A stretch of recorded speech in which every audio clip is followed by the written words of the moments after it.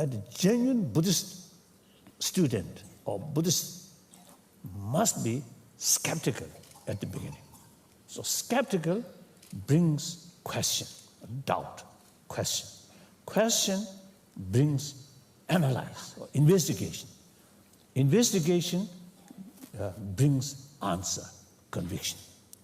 So the little skeptical, whatever you heard, oh, what is that reason? What is that implication? That's very important. And then, as you mentioned, getting older and the head becoming more more bald. Less hair means more wisdom.